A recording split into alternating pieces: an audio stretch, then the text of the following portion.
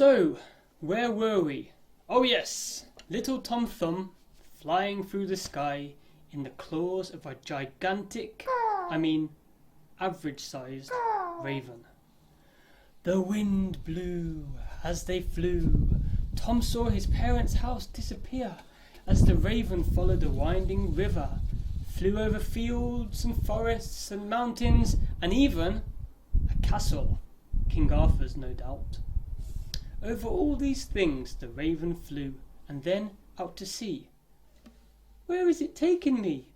Thought Tom, when suddenly and without reason Tom was dropped.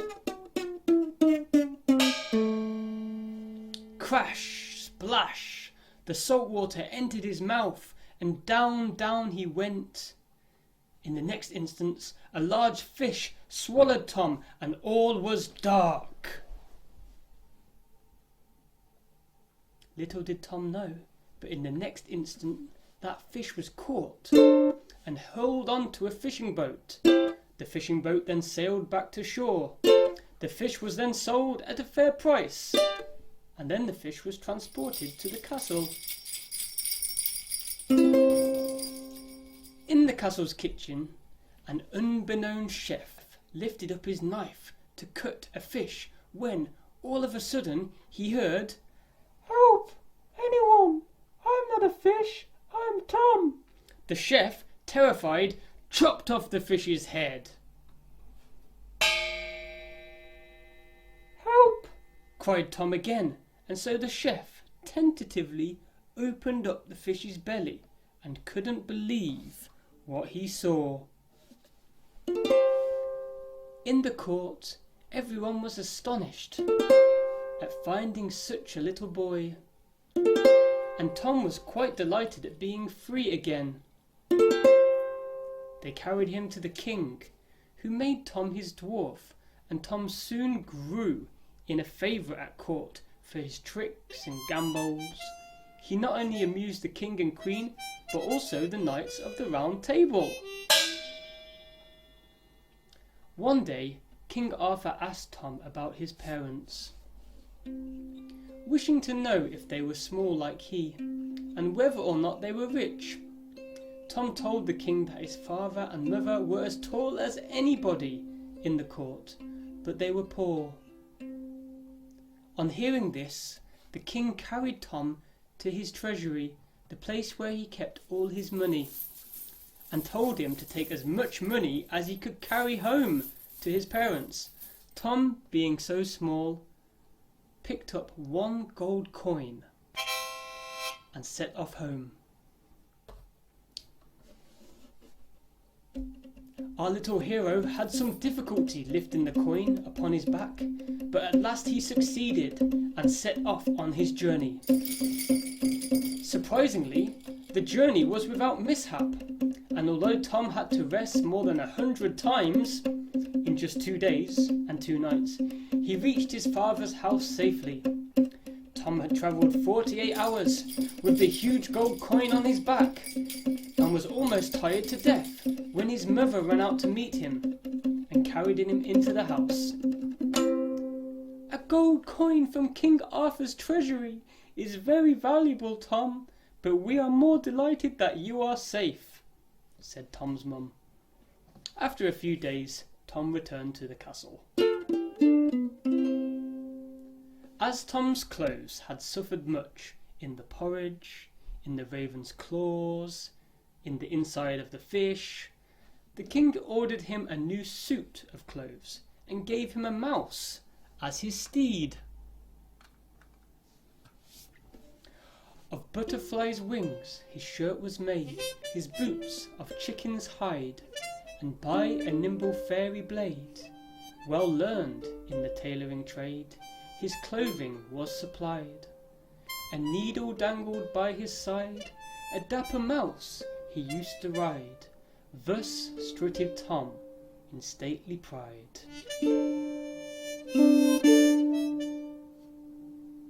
It was certainly very eye-catching to see Tom in his new clothes, sitting on his mouse that he called Duster because its nose was always covered with dust.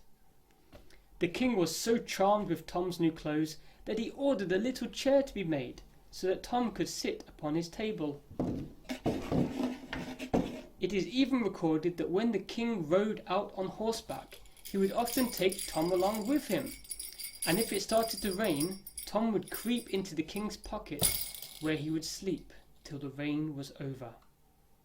In fact, the king liked Tom so much that the queen became jealous.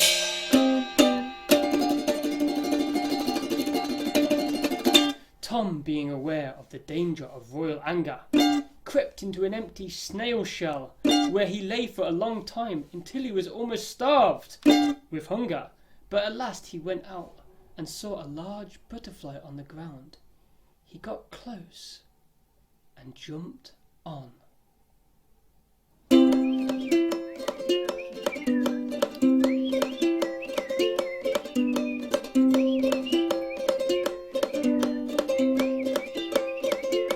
He was carried up into the air. The butterfly flew him from tree to tree and from field to field, and at last returned to the court, where the people of the court all tried to catch him. At last poor Tom fell from his seat into the watering pot.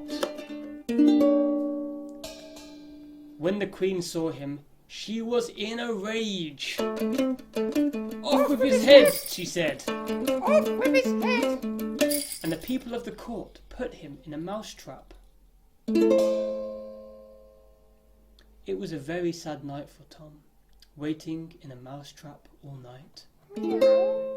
But luckily a cat saw something alive in the trap and pawed it until it was free. Quickly Tom ran to the window. This was not the end for Tom, but it was the end of his time in King Arthur's castle. For now. He climbed down the ivy and, using a leaf for a small boat, jumped into the castle moat and swam to the other side. Tom stood for a while and wondered what would be next. He was looking at the impossibly high castle wall. He noticed ripples in the water swimming towards him, and out came Duster, his trusty steed. "Let's see what life is like outside that dusty castle," said Tom, and they wandered around happily ever after.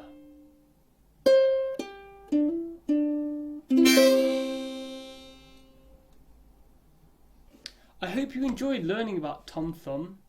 Now it's your turn. Here are some objects. I want you to imagine how Tom could use them and write in the comments below. Also, if you are feeling brave, continue the story from now.